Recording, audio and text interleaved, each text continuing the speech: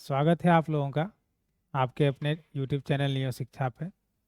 आज हम आप लोग के लिए फिर से लेकर आए हैं बिहार डीएलएड प्रवेश परीक्षा के महत्वपूर्ण वस्तुनिष्ठ प्रश्न जो आपके सब्जेक्ट सोशल साइंस यानी सामाजिक विज्ञान से क्या है संबंधित है।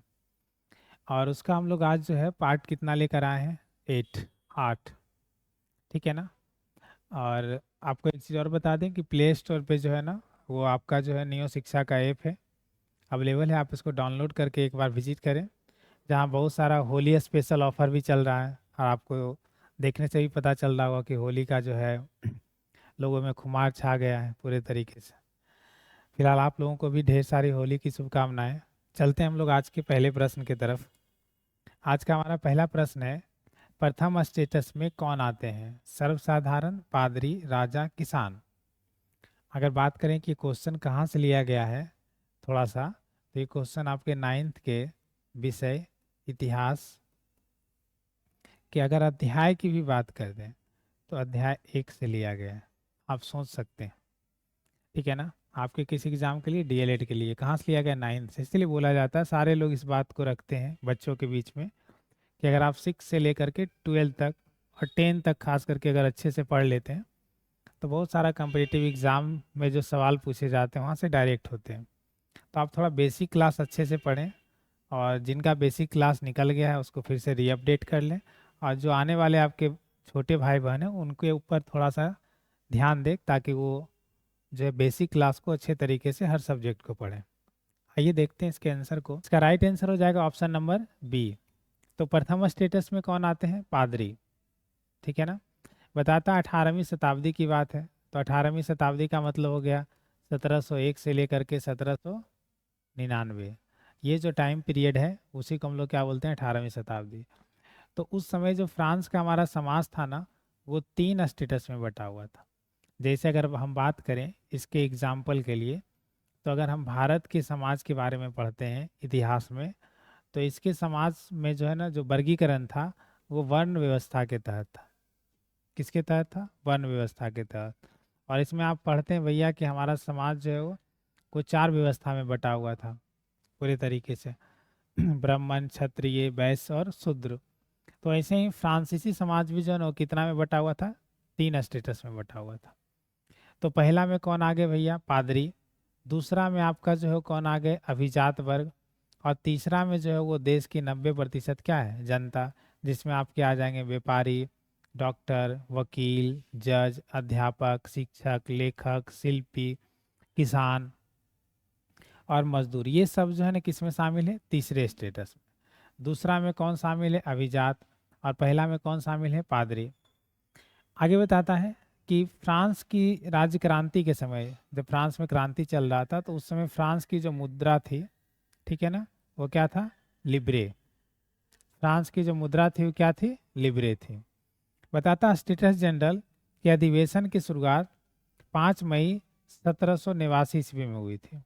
मतलब ये स्टेटस जनरल की जो शुरुआत हुई थी वो 5 मई 1789 में। और फ्रांस की क्रांति का महत्वपूर्ण नारा था क्या? स्वतंत्रता, समानता और क्या है? बंधुत्व। ठीक है ना। ये जो है ना 3 क्या था? प्रमुख नारा था, जिसे मध्यम वर्ग ने क्या किया था? आगाज किया था। ये आप ध्यान रखिएगा, हर जगह क्रांति का जो मुख्य जो स्रोत होता है या मुख्य जो है बोल सकते हैं कि कार्यकारी लोग होते हैं जिनके कारण क्रांति होती है, बदलाव आती है, तो वो कौन होते हैं भैया? मध्यम वर्ग के लोग ही होते हैं। क्योंकि सबसे ज़्यादा किसी भी चीज़ का प्रभाव जो है ना किसके ऊपर पड़ता है? मध्यम वर्ग पे। चाहे वो सामाजिक बदलाव हो, चाहे वो सांस्कृतिक बदलाव हो, चाहे राजनीतिक बदलाव हो, सबसे ज़्यादा चाहे आर्थिक बदलाव हो, इफेक्ट किस पे पड़ता है? मध्यम वर्ग पे। तो इसलिए जो है ना जहाँ भी देखिएगा क्रांति में तो मध्यम वर्ग का ही योगदान होता है। बताते हैं, मैं ही राज्य हूँ, मेरा शब्द ही कानून है, यह कथन किसका है? तो लुई 14वां का। और लुई 14वां कौन था? तो फ्रांस का जो है सम्राट बोल सकते हैं, राजा बोल सकते हैं आप। ठीक है ना। आगे आइए। अगला है, खरबूजा किस मौसम में होता है? रबी, खरीफ, जायद या मौसम? तो किस मौसम में होता है? आगे आइए देखते हैं। इसका राइट आंसर क्या आ जाएगा? Option number C. खरबूजा जो है कौन सा मौसम में होता है? जायद मौसम में। और जायद मौसम की फसलें को सामान्यतः रबी एवं खरीफ के क्या है, मध्यवर्ती काल में उगाया जाता है। यानी रबी और खरीफ के जो बीच का टाइम पीरियड होता है ना, उसी बीच में जो फसल उपजाया जाता है उसको हम लोग क्या बोलते हैं, जायद। और उसी को हम लोग जानते हैं जायद मौसम के नाम से। ठीक है ना। बताता है जायद फसलों को हम लोग मार्च में बुआई करते हैं, ठीक है ना, जो अभी महीना हम लोग का चल रहा है, और जून तक इसको क्या करते हैं, काट लेते हैं। तो ये बीच के पीरियड में जो भी फसल लगाया जाता है उसको कौन सा फसल बोलते हैं, जायद फसल बोलते हैं। ये मुख्यतः ग्रीष्म काल के क्या है, फसल होते हैं, मतलब गर्मी के मौसम में या गर्मी के दिन में इनको लगाया जाता है। इसमें कौन कौन से फसल आते हैं जायद फसल में, अगर बात करें तो खीरा आप सलाद के रूप में खाते होंगे, ककड़ी आप सलाद के रूप में, गर्मी में लोग प्यास बुझाने के लिए अपने बॉडी में पानी की लेवल को पूरा करने के लिए भी ककड़ी और क्या खरबूजा खाते होंगे, करेला आप खाते होंगे। ये सब जो है ना पूरे तरीके से आपका कौन सा फसल में आ गया, तो जायद फसल में आ गया।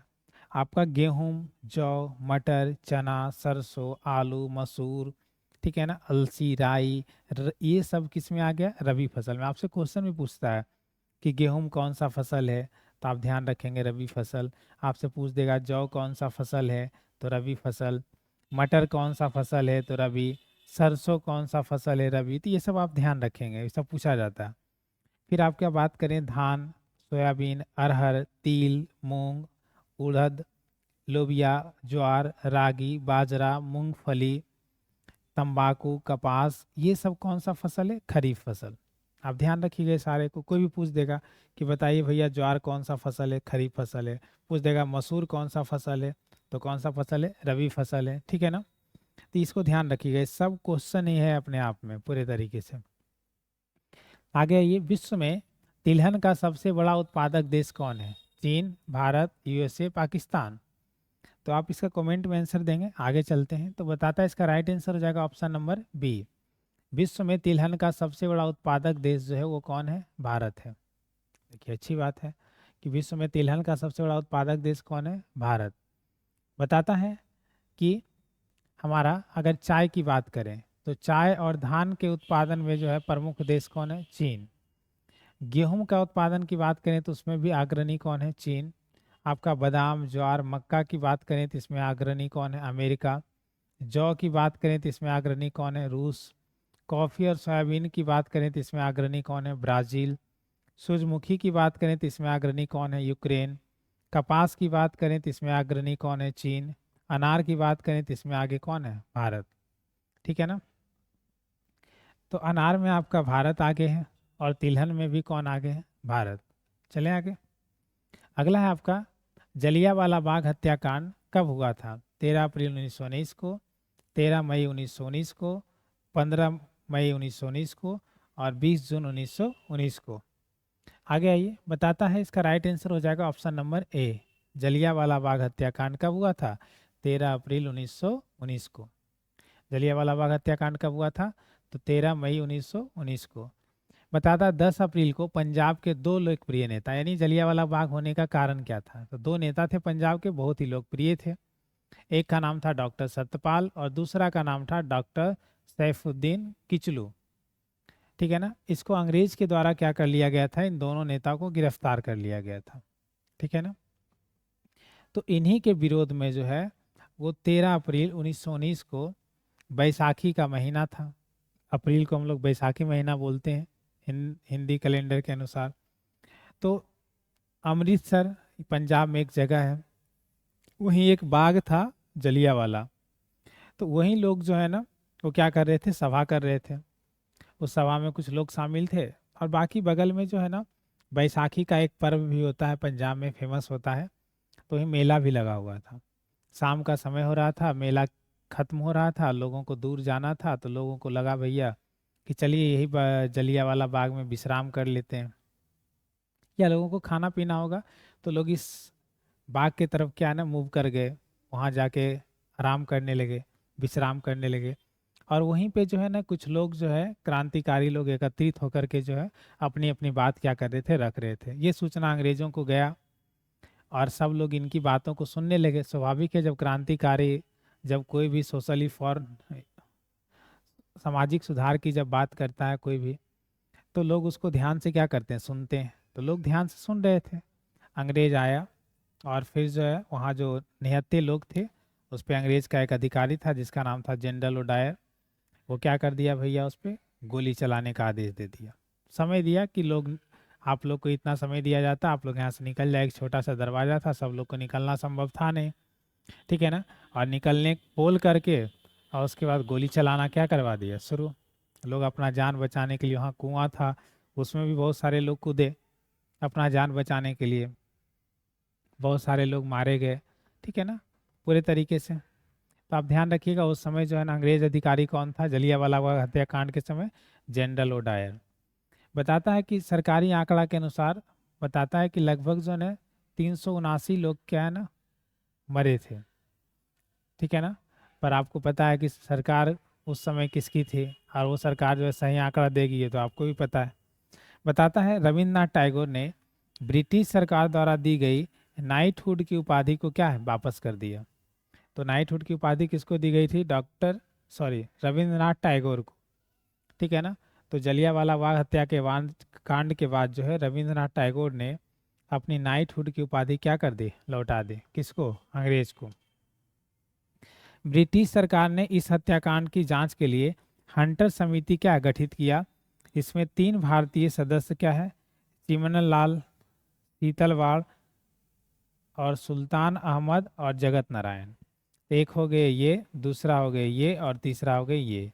तो ये 3 व्यक्ति जो है ना वो इन भारतीय थे, जो आपका जो है ना हंटर समिति के क्या है, हाँ ये पूरा यहाँ से यहाँ तक एक है, चिमनलाल, शीतलवाड़ और सुल्तान अहमद और जगत नारायण, ठीक है ना। ये 3 व्यक्ति थे पूरे तरीके से जो भारतीय थे, जो आपके हंटर समिति के क्या है, सदस्य थे। तो आपसे नॉर्मली पूछा जाएगा कि जलियांवाला बाग हत्याकांड के लिए जो है ना किस समिति का गठन किया गया था, तो आप ध्यान रखेंगे हंटर समिति का गठन किया था। जलियांवाला बाग हत्याकांड के जांच के लिए किस समिति का गठन किया गया था, हंटर समिति का। आप ये ध्यान रखेंगे। कब हुआ था जलियांवाला बाग हत्याकांड, तो 13 अप्रैल 1919 को। कौन सा महीना था, बैसाखी का। कहाँ हुआ था, अमृतसर के जलियांवाला बाग में। और उस समय जो है अंग्रेज अधिकारी कौन था, जनरल ओ डायर। चलें आगे। अगला है भारत में पहली बार कब और कहाँ धुआं निरोधक कानून क्या है पारित किया गया। मुंबई, कलकत्ता, दिल्ली और क्या है, पटना। तो स्वाभाविक है जहाँ पॉल्यूशन से परेशानी होगी, तो इसका राइट आंसर हो जाएगा ऑप्शन नंबर बी। भारत में पहली बार 1863 में कलकत्ता में धुआं निरोधक कानून क्या है पारित किया गया। यह अधिनियम 1863 में कलकत्ता के हावड़ा धुआं उपद्रव अधिनियम के रूप में क्या हुआ, प्रसिद्ध हुआ। पॉल्यूशन बहुत ज़्यादा फैल रहा था, तो उसके लिए कानून को क्या किया गया, लागू किया गया। अगला है भारत में लोनार झील किस प्रकार का झील है। गोखुर झील, क्रेटर झील, लेगून झील और क्या है, हिमानी झील।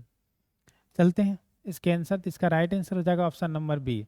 भारत में स्थित जो लोनार झील है उसको हम लोग लोनार झील, लोनार झील, उसको हम लोग क्या बोलते हैं, तो क्रेटर झील का प्रकार बोलते हैं, ठीक है ना। और ये क्रेटर झील क्या होता है नॉर्मली, तो आप लोग देखते हैं उल्का पिंड और गिर जाता है, उससे जो झील निर्मित होता है, या फिर ज्वालामुखी के विस्फोट के कारण जो झील निर्मित होता है उसको हम लोग कौन सा झील बोलते हैं, तो क्रेटर झील बोलते हैं, ठीक है ना। तो ये जो लोनार झील है वो भी या तो उल्कापिंड से निर्मित हुआ होगा या तो ज्वालामुखी के फूटने से निर्मित हुआ होगा, इसीलिए हम लोग उसको कौन सा झील बोलते हैं, तो क्रेटर झील बोलते हैं।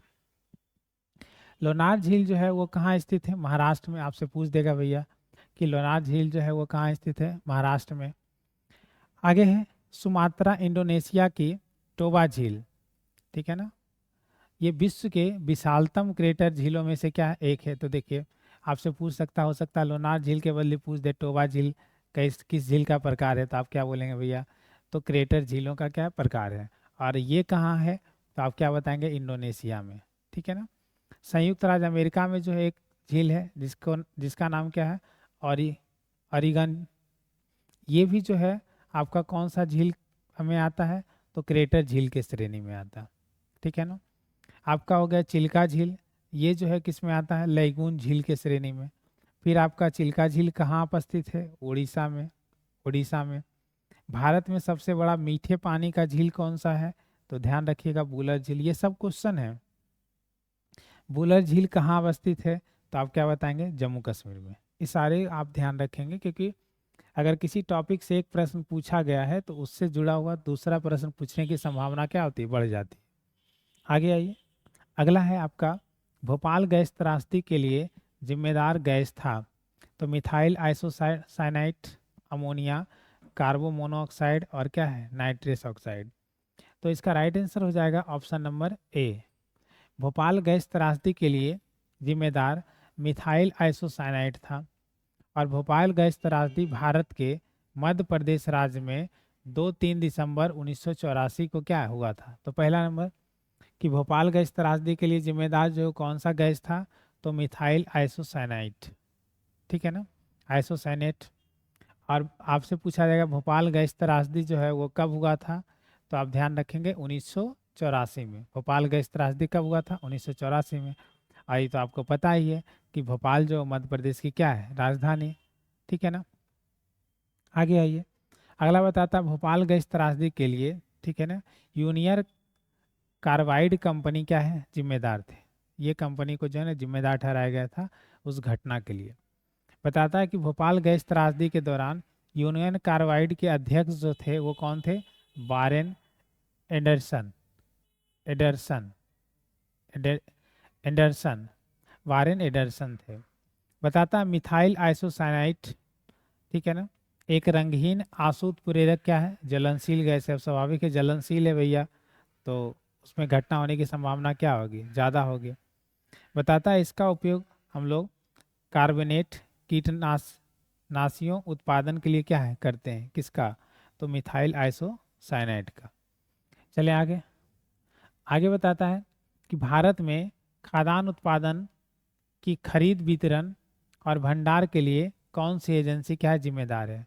कौन सी एजेंसी है जो आपके खाद्यान्न उत्पादन को खरीदता है, वितरण करता है और भंडारण करता है, मतलब खरीदना, बांटना और जमा करना, तीनों काम किसका है, तो कृषि मंत्रालय, भारतीय खाद्य निगम, नेफेड और क्या है, ट्राइफेड। तो किसका काम है, तो बताता है इसका राइट आंसर हो जाएगा ऑप्शन नंबर बी। भारत में खाद्यान्न उत्पादन की खरीद, वितरण का भंडारण के लिए कौन, भारतीय खाद्य निगम एजेंसी जो है क्या है, जिम्मेदार है। तो कौन ये काम करती है, खरीदने वाला भी, वितरण वाला भी और भंडारण वाला भी, कौन करती है, भारतीय खाद्य निगम एजेंसी। फिर आपसे पूछ सकता है कि भारतीय खाद्य निगम की स्थापना जो है कब किया गया, तो आप ध्यान रखेंगे कि 14 जनवरी 1965 को। भारतीय खाद्य निगम की स्थापना कब की गई, तो 14 जनवरी 1965 को। भारतीय खाद्य निगम का मुख्यालय जो है वो कहाँ है, नई दिल्ली। तो आपसे पूछेगा कि भारतीय खाद्य निगम का मुख्यालय कहाँ है, तो आप क्या बताएंगे, नई दिल्ली। बताता वर्तमान में भारतीय खाद्य निगम के चेयरमैन वो कौन है, तो आशुतोष अग्निहोत्री। ये ध्यान रखिए, ये सब करेंट अफेयर्स का सवाल है, ये चेंज होते रहता, हो सकता है आपके बुक में इनके पहले का बारे में दिया हुआ हो, तो कंफ्यूज होने की बात नहीं। ये जिस दिन वीडियो बन रहा है ना, ठीक है ना, उस दिन की बात है। यानी वीडियो कब बन रहा है, तो आज है आपका 13 मार्च, ठीक है ना, 2025। तो इस टाइम की बात है, करेंट अफेयर्स को चेक करने का चीज़ है, ठीक है ना। आगे है, खाद्य एवं कृषि संगठन का मुख्यालय कहाँ है, इटली, रोम में स्थित है। तो आपसे पूछ देगा खाद्य एवं कृषि संगठन का मुख्यालय कहाँ है, इटली, रोम में, कोई दिक्कत। फिर है खाद्य एवं कृषि संगठन में वर्तमान में 194 सदस्य जो है, 194 सदस्य देश हैं। और एक सदस्य संगठन यूरोप संघ एवं 2 अन्य पर्यवेक्षक सदस्य भी क्या है, शामिल है पूरे तरीके से। आगे बताता है खाद्य एवं कृषि संगठन की स्थापना 16 अक्टूबर 1945 को कनाडा के क्यूबा खाद्य एवं कृषि संगठन प्रथम अधिवेशन के दौरान क्या हुआ था। तो पूछेगा खाद्य एवं कृषि संगठन की स्थापना कब हुई थी, तो 16 अक्टूबर 1945 को। कहाँ हुआ था, कनाडा में। बस इतना ध्यान रखना आपको, ठीक है ना। चलें आगे, आगे बताता है उपयोग के लिए कितना प्रतिशत स्वच्छ जल भंडार उपलब्ध है, 2.5, ठीक है ना, आपका 7.5, 25, 0.5, ठीक है ना।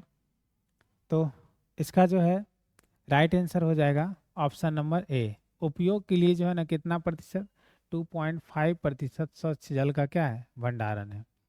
बताता है पृथ्वी पर मौजूद सभी जल स्रोत जो है वो हमारे पास कितना है, 97.3% हिस्सा वो कहाँ पाया जाता है, महासागर में।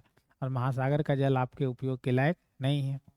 बताता मीठे जल का स्रोत कुल केवल कितना है, तो 2.7%। मीठे जल का कुल स्रोत कितना है, 2.7%। और उपयोग के लिए आपके पास कितना है, 2.5%। तो ऐसा कैसे, तो विश्व के जल आपूर्ति का 0.5 हिस्सा जो है वो क्या है, ताज़ा पानी का। विश्व का जो जल आपूर्ति का है वो 0.5 हिस्सा जो है क्या है, ताज़ा पानी का है। और समुद्री जल की लवणता का कारक जो है वो क्या है, NaCl है। और आपका जो है समुद्री जल की कठोरता का कारण क्या है, Mg+2। और क्या है, C+C2+ आयन। इसके कारण जो है ना जल में क्या होता है, कठोरता, और इसके कारण जो है जल में क्या होती है, लवणता। ठीक है ना, पूरे तरीके से। अगर हम लोग बात करें जल के स्रोत का, तो महासागरीय जल जो है ना वो आपका 97.25। अगर बात करें बर्फ का तो 2.05, भूमिगत जल तो 0.68, और झील तो 0.01%। हम लोग देख रहे हैं सबसे ज़्यादा डिपेंडेंट किस पे, भूमिगत जल पे। और सबसे ज़्यादा दोहन हम लोग इसका कर रहे हैं। अंदाज़ा लगाइए स्थिति कितना भयावह होने वाला है। ठीक है ना, आगे चलते हैं अगले प्रश्न की तरफ। अगला है, एशियाई चीता और गुलाबी सिर वाला बत्तख के उदाहरण हैं आपका। तो स्थानिक प्रजातियां, विलुप्त प्रजातियां, दुर्लभ प्रजातियां, और क्या है, कमजोर प्रजातियां। तो इसका राइट आंसर हो जाएगा ऑप्शन नंबर बी। एशियाई चीता और गुलाबी सिर वाले बत्तख विलुप्त प्रजाति का क्या है, उदाहरण है। बताता है गुलाबी सिर वाले बत्तख गंगा मैदानी क्षेत्र यानी कहाँ, बांग्लादेश, म्यांमार के दलदली क्षेत्र, भारत के उत्तर पूर्व राज्य में क्या है, पाया जाता है। कौन, तो आपका गुलाबी सिर वाले बत्तख। बताता 1949 के बाद से जंगल में इसको देखा नहीं गया है। ठीक है ना। एशियाई चीता वर्तमान में केवल कहाँ, ईरान में जीवित है। जिस प्रजाति का कोई भी सदस्य जीवित ना हो, विश्व के सभी आवासों में उनकी संख्या क्या है, बिल्कुल समाप्त हो चुकी हो, तो वह यह आश्वस्त रूप से जानकारी हो कि प्रजाति पूरी तरह से क्या है, गायब हो चुकी है, तो उसको हम लोग किस श्रेणी में लाते हैं, तो विलुप्त प्रजाति में। मतलब जो कहीं भी किसी रूप से उपलब्ध नहीं हो तो उसको हम लोग किस में रखते हैं, विलुप्त प्राणी के रूप में। आगे आइए, अगला है, सिंगरौली किस राज्य का सबसे बड़ा कोयला क्षेत्र है, झारखंड, उड़ीसा, मध्य प्रदेश, कर्नाटक। तो इसका राइट आंसर हो जाएगा ऑप्शन नंबर सी। सिंगरौली मध्य प्रदेश राज्य का सबसे बड़ा कोयला क्षेत्र है। तो सिंगरौली कहाँ है, तो मध्य प्रदेश का सबसे बड़ा कोयला क्षेत्र है। सिंगरौली का क्षेत्रफल लगभग जो है वो 2200 वर्ग किलोमीटर में क्या है, फैला हुआ है। सिंगरौली कोयला खदान से 70 मिलियन टन प्रति वर्ष क्या होता है, खनन होता है। इस खदान में कोयला भंडारण जो है वो गोंडवाना कोयला का है। और झारखंड में धनबाद, आपका सिंहभूम, और क्या है, गिरिडीह में कोयला की खान है। ठीक है ना। तो मान लीजिए जैसे आप पूछ दिया कि भैया सिंगरौली जो है वो कहाँ है, तो मध्य प्रदेश का सबसे बड़ा कोयला क्षेत्र। तो इसी पूछ सकता है कि धनबाद कहाँ है, तो झारखंड में। सिंहभूम कहाँ है, झारखंड में। गिरिडीह कहाँ है, कोयला खान, तो झारखंड राज्य में। ध्यान रखिएगा। उड़ीसा में जो है आपका कौन, देशगढ़, और क्या है, तलचर, ये कोयला खान जो है कहाँ है, उड़ीसा में। आपका अरुणाचल प्रदेश में जो है कौन, नामचिक, और क्या है, नामपुक, ये जो है कोयला खान आपका कहाँ है, अरुणाचल प्रदेश में। ठीक है ना। कोयला को जो है क्या कहा जाता है, काला सोना, या फिर क्या कहा जाता है, काला हीरा। और कोयला के जो है उत्पादन में भारत का स्थान क्या है, तो भारत का स्थान जो है वो तीसरा है। ठीक है ना, कोयला में भारत का स्थान क्या है, तो भारत का जो स्थान है वो क्या है, तीसरा है। चलें आगे, अगला है, जूट उद्योग का सबसे बड़ा अधिक कारखाने मिलते हैं ब्रह्मपुत्रा, कोसी तट, हुगली और महानदी तट पे। ठीक है ना। तो इसका राइट आंसर हो जाएगा आपका ऑप्शन नंबर सी। जूट उद्योग का सबसे अधिक कारखाने आपको कहाँ मिलते हैं, हुगली तट पे। हुगली तट। जूट एक कैसा फसल है, खरीफ फसल है, पीछे भी हम लोग देखे थे। जूट कैसा फसल है, खरीफ फसल है। जूट को भारत का जो है ना क्या है, तो स्वर्णिम तंतु कहा जाता है, तंतु कहते हैं किसको, जूट को। जूट के ऑर्गेनिक उत्पादक राज्य जो है कौन है, सबसे ज़्यादा जूट अगर पूछा जाएगा आपसे क्वेश्चन में कि भारत में सबसे ज़्यादा जूट जो है वो कहाँ से होता है, तो आप क्या बताएंगे, पश्चिम बंगाल से। उसके बाद आपका कहाँ से होता है, तो बिहार, असम आप बोल सकते हैं। लेकिन सबसे ज़्यादा जूट उत्पादन में अग्रणी राज्य कौन हो जाएगा? तो आप क्या बताएंगे? पश्चिम बंगाल। राष्ट्रीय जूट अनुसंधान केंद्र का मुख्यालय आपका कहाँ है? तो बैरकपुर में अवस्थित है। ठीक है ना। भारतीय कृषि अनुसंधान परिषद की स्थापना कब हुई थी? 16 जुलाई 1929 को। ये वन लाइनर है जो उससे संबंधित है। भारतीय कृषि अनुसंधान परिषद का मुख्यालय कहाँ है? तो आपका क्या है? नई दिल्ली। ठीक है ना। आप ध्यान रखेंगे इस सारे प्रश्न को। चलते हैं आगे। अगला है 2011 के जनगणना के अनुसार बिहार में प्रति वर्ग किलोमीटर जनसंख्या घनत्व है। तो 772 व्यक्ति, 881 व्यक्ति, 981 व्यक्ति या 1106 व्यक्ति। ठीक है ना।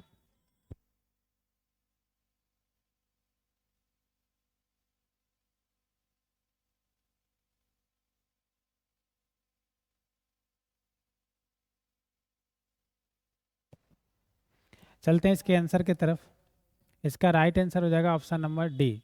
2011 के जनगणना के अनुसार बिहार में प्रति वर्ग किलोमीटर जनसंख्या घनत्व जो है वो कितना है?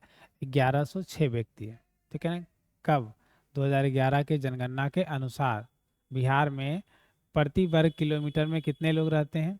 तो 1106 व्यक्ति। बताता है देश का सर्वाधिक सघन बसा हुआ राज्य जो है वो कौन है? बिहार। तो पूछेगा कि भारत में सबसे अधिक जनसंख्या घनत्व वाला राज्य कौन है? तो आप क्या बताएंगे? बिहार। जहाँ क्षेत्रफल कम हो और जनसंख्या क्या हो? ज़्यादा, तो उसी को हम लोग क्या बोलते हैं? जनसंख्या घनत्व। बोलता है 2011 के अनुसार बिहार सबसे अधिक जनसंख्या घनत्व वाला जो है जिला वो कौन है? तो शिवहर है सबसे अधिक। यहाँ जो है 1880 लोग रहते हैं प्रति वर्ग किलोमीटर में। और बात करें बिहार 2011 की जनगणना के अनुसार कैमूर की जनसंख्या घनत्व कितना था? 488, जो सबसे क्या है? न्यूनतम। तो सबसे न्यूनतम में कौन 2011 के अनुसार? कैमूर। और सबसे अधिकतम 2011 के अनुसार कौन? शिवहर जिला। पटना का जनसंख्या घनत्व कितना है? तो आपको 1823 व्यक्ति। बेगूसराय का कितना है? तो 1549 व्यक्ति। 2001-2011 के मध्य जो है बिहार का दशकीय जनसंख्या वृद्धि दर कितना रहा है? तो 25.42% के आसपास रहा है जनसंख्या वृद्धि दर। अंदाजा लगा सकते हैं। अगला ये गरीबी हटाओ का नारा कब दिया गया? 1971, 1981, 1975, 1961। चलते हैं। इसका राइट आंसर हो जाएगा ऑप्शन नंबर ए। गरीबी हटाओ का नारा कब दिया गया? 1971 में। गरीबी हटाओ देश बचाओ का नारा जो 1971 में आम चुनाव में किसके द्वारा दिया गया था? इंदिरा गांधी के द्वारा। ठीक है ना। और भारत में पांचवी पंचवर्षीय योजना का मुख्य उद्देश्य वो क्या था? गरीबी उन्मूलन। तो आपसे हो सकता है सवाल ये भी पूछ दे कि किस पंचवर्षीय योजना का उद्देश्य जो है वो क्या था? गरीबी उन्मूलन था। तो आप शायद बता सकें कि पांचवी पंचवर्षीय योजना का जो उद्देश्य क्या था? गरीबी उन्मूलन था। पूछ देगा कि पांचवी पंचवर्षीय योजना का कार्यकाल कब से कब तक था? तो आप बताएंगे 1974 से लेकर के 1978 तक। अगला है पंचायती राज का वर्णन संविधान के किस अनुच्छेद में किया गया? ठीक है ना। तो बताता है 40, 45, 36 और क्या है? 35। तो इसका राइट आंसर हो जाएगा ऑप्शन नंबर ए। पंचायती राज का वर्णन संविधान के अनुच्छेद कितना में किया गया? 40 में किया गया। ठीक है ना। और लॉर्ड रिपन भारत के स्थानीय स्वशासन का क्या कहा जाता है? पिता कहा जाता है। और ये प्रारंभ कब किया था? 1882 ईस्वी में। ठीक है ना। बताता पंचायती राज की उद्घाटन 2 अक्टूबर 1959 को राजस्थान के कहाँ? नागौर जिले से हुआ था। तो पंचायती राज व्यवस्था का शुरुआत किस राज्य से हुआ था? राजस्थान। ठीक है ना। कौन सा जिले से? नागौर जिले से। बताता अनुच्छेद 243 एफ के अनुसार पंचायती सदस्य बनने के लिए न्यूनतम आयु कितना? 21 वर्ष। आप मुखिया बनना चाहते हैं, पैक्स अध्यक्ष बनना चाहते हैं, समिति बनना चाहते हैं, तो उसके लिए आपको जो है ना उम्र कितना होना चाहिए? 21 वर्ष। ये आपको जो अनुच्छेद कितना बताया? तो 243 के एफ में। चले। अगला है आपका अमेरिका में राज्यसभा को क्या कहा जाता है? प्रतिनिधि सभा, हाउस ऑफ लॉर्ड्स, ठीक है ना, सीनेट या उपरोक्त में से सभी। आगे आइए। तो बताता है इसका राइट आंसर हो जाएगा ऑप्शन नंबर सी। अमेरिका में राज्यसभा को क्या कहते हैं? सीनेट कहते हैं। अमेरिका में प्रतिनिधि सभा को हम लोग क्या है? कांग्रेस के नाम से जानते हैं। जैसे हम लोग यहाँ लोकसभा और राज्यसभा को किसके नाम से जानते हैं? संसद के नाम से। तो ऐसे वहाँ जो है ना उच्च सदन, निम्न सदन जो होता है उसको किसके नाम से जानते हैं? कांग्रेस के नाम से।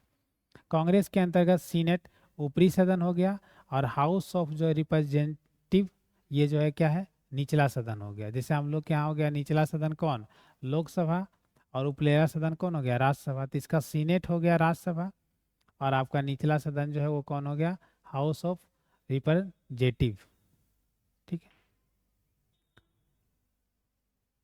अगला है अमेरिका के राष्ट्रपति कांग्रेस के घटक क्या है, नहीं होते हैं। जैसे हम लोग संसद के घटक होते हैं ना राष्ट्रपति भारत में, लेकिन अमेरिका में जो है, अमेरिका का जो संसद उसको हम लोग कांग्रेस के नाम से जानते हैं, तो वो संसद के घटक नहीं होते, अलग होते हैं। ब्रिटेन के संसद हाउस ऑफ लॉर्ड्स ऊपरी सदन, और हाउस ऑफ कॉमन क्या है, निचली सदन। अगर ब्रिटेन की संसद की बात करें तो उसके ऊपरी सदन को किसके नाम से जानते हैं, तो हाउस ऑफ लॉर्ड्स के नाम से। और उसका जो निचला सदन है उसको किसके नाम से जानते हैं, हाउस ऑफ कॉमन्स के नाम से। राज्यसभा को हम लोग भारत में उच्च सदन कहते हैं, लोकसभा को भारत में हम लोग निचला सदन कहते हैं। भारतीय संविधान में राज्यसभा की संरचना जो है वो अनुच्छेद कितना में वर्णित है, 80 में। पूछेगा कि आपका जो है राज्यसभा के संरचनाओं का उल्लेख भारतीय संविधान के अनुच्छेद कितना में है, तो आप क्या बताएंगे, 80 में। दूसरा है लोकसभा के संरचना का जो है उल्लेख अनुच्छेद कितना में है, तो आप क्या बताएंगे, 81 में। तो लोकसभा के बारे में अनुच्छेद 81 में, और राज्यसभा के बारे में अनुच्छेद कितना, 80 में। आगे है आपका कि भारतीय संविधान के अनुच्छेद 79 के तहत संसद के गठन के बारे में क्या बताया गया। तो संसद का गठन जो है ना भारतीय संविधान के अनुच्छेद कितना में वर्णित है, तो आप क्या बोलेंगे, 79 में। उसके बाद राज्यसभा के बारे में जो है कितना में है, 80 में। और लोकसभा के बारे में कितना में है, 81 में। चले आगे, आइए। अगला है हमारा कि डॉक्टर भीमराव अंबेडकर ने किस मौलिक अधिकार को संविधान का आत्मा कहा। तो समानता के अधिकार, स्वतंत्रता का अधिकार, शोषण के विरुद्ध अधिकार, संविधान उपचारों का अधिकार। इसका राइट आंसर हो जाएगा option number D. Doctor Bhimrao Ambedkar ने संविधान उपचार के अधिकार को मौलिक अधिकारों का क्या है, तो संविधान का क्या कहा, आत्मा कहा। किसको, तो संवैधानिक उपचार को। कौन आत्मा कहा, संविधान का आत्मा। कौन कहा, डॉक्टर भीमराव अंबेडकर। बताता संवैधानिक उपचार का अधिकार अनुच्छेद कितना में वर्णित है, तो अनुच्छेद 32 में। ध्यान रखिएगा, संवैधानिक उपचार जो है अनुच्छेद कितना में वर्णित है, 32 में। भारत का सर्वोच्च न्यायालय नागरिकों के मौलिक अधिकारों का क्या करता है, रक्षा करता है। तो मौलिक अधिकार का रक्षा करने का दायित्व किसको है, सर्वोच्च न्यायालय, जिसको आप लोग सुप्रीम कोर्ट कहते हैं। अनुच्छेद 32 सर्वोच्च न्यायालय को विशेष रूप से उत्तरदायी ठहराता है और मौलिक अधिकारों को लागू करने का क्या है, आवश्यक कार्रवाई करे। अनुच्छेद जो है 32 न्यायालय को राइट्स देता है, ठीक है ना, कि आप मौलिक अधिकार को क्या करें, लागू करें। मौलिक अधिकार जो है संयुक्त राज्य अमेरिका के संविधान से लिया गया। ये ध्यान रखिएगा कि मौलिक अधिकार का स्रोत जो है वो किस देश के संविधान से लिया गया था। स्रोत जो है वो तो क्या बोलिएगा, संयुक्त राज्य अमेरिका के संविधान से लिया। किस देश के संविधान से लिया गया, संयुक्त राज्य अमेरिका के संविधान से। मौलिक अधिकार का वर्णन संविधान के भाग कितना में है, 3 में। तो आपसे पूछेगा कि भारतीय संविधान के भाग कितना में मौलिक अधिकार का वर्णन है, तो आप क्या बोलेंगे, भाग 3। अनुच्छेद कितना से कितना, तो 12 से 35। ठीक है ना। आगे आइए, अगला है संविधान के भाग 3 को भारतीय नागरिकों का अधिकार पत्र यानी क्या कहा जाता है, मैग्ना कार्टा। तो संविधान के भाग 3 को क्या कहा जाता है, तो मैग्ना कार्टा यानी अधिकार पत्र कहा जाता है। भारतीय नागरिकों का मैग्ना कार्टा किसे कहा जाता है, अगर पूछ देगा। नॉर्मली हिंदी में भी यही लिखा रहता है, अधिकार पत्र कम, मैग्ना कार्टा क्या ज़्यादा लिखा रहता है। तो आप क्या बोलेंगे, भाग 3 को।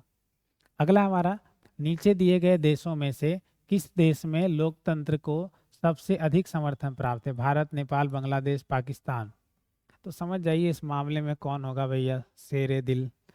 तो इसका राइट आंसर हो जाएगा ऑप्शन नंबर ए। भारत में लोकतंत्र को सबसे अधिक क्या प्राप्त है, समर्थन। कैबिनेट मिशन के आधार पर भारतीय संविधान के निर्माण करने वाली संविधान सभा के लिए चुनाव जो है जुलाई 1946 में क्या है, किया गया था। कि भैया संविधान सभा का गठन करना, तो कैसे, तो चुनाव के द्वारा। तो कब किया गया था, 1946 में।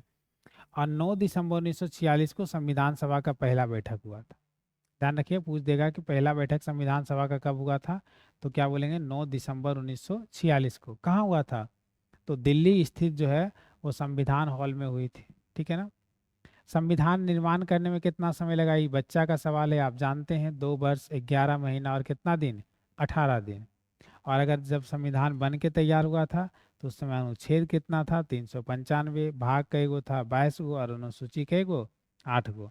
तो आप फिलहाल जो है कमेंट बॉक्स में बताएंगे कि वर्तमान में भारतीय संविधान में कई भाग, कितना अनुसूची और कितना क्या है, अनुच्छेद है। आगे बात करें तो भारतीय संविधान 26 नवंबर 1949 को बनकर क्या हो गया, तैयार हो गया, पारित हो गया, अंगीकृत हो गया। लेकिन अगर पूछ देगा कि भैया लागू कब किया गया, तो वो भी आप लोग जानते हैं पहले से। तो लागू किया गया 26 जनवरी 1950 को। ठीक है ना। चलें आगे।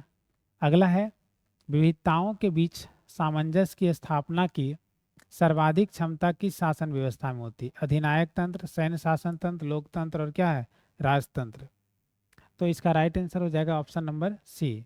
विविधताओं के बीच सामंजस्य की स्थापना सर्वाधिक क्षमता जो है वो किसमें होती है, लोकतंत्र के शासन व्यवस्था में होती है। लोकतंत्र में मतभेद एवं विवादों को निपटाने का तरीका क्या है, उपलब्ध होता है। उसका बहुत सारा रीजन होता है। ये आप अगर गलती से इस टॉपिक को अगर बेहतर तरीका से जानना चाहते हैं तो आप नाइन्थ के, ठीक है ना, एनसीईआरटी, जो भी हम बोल रहे हैं वो किससे बोल रहे हैं भैया, एनसीईआरटी से।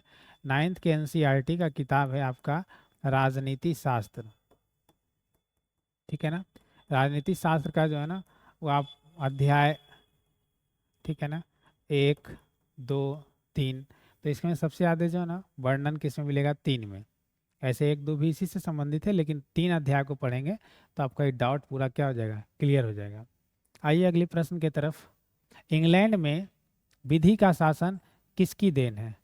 तो लॉर्ड वाइस की, डाइसी की, गार्नर की और क्या है, हर्वस की। ठीक है ना, हर्वस की। तो इसका राइट आंसर हो जाएगा ऑप्शन नंबर बी। इंग्लैंड में विधि शासन का देन किसका है, डाइसी का देन है। ठीक है ना। तो विधि के शासन का जनक ब्रिटेन में जो है माना जाता है किसको, डाइसी को। विधि के शासन की शुरुआत सबसे पहले कहाँ हुई थी, इंग्लैंड में। ठीक है ना। प्लेटो, अरस्तु ने विधि के शासन के विचार प्रस्तुत किए और भारतीय संविधान में विधि के शासन ब्रिटेन से क्या है, लिया गया। और भारतीय संविधान में विधि द्वारा स्थापित प्रक्रिया कहाँ से लिया गया, जापान से। और विधि के समक्ष समता भारतीय संविधान के अनुच्छेद कितना में है, 14 में। कि कानून के समक्ष सब लोग समान है, ये अनुच्छेद कितना में वर्णित है, तो 14 में। तो उम्मीद करते हैं आपको ये सेशन अच्छा लगा होगा। अच्छा लगा हो तो हमारे चैनल को लाइक एंड सब्सक्राइब करें। धन्यवाद।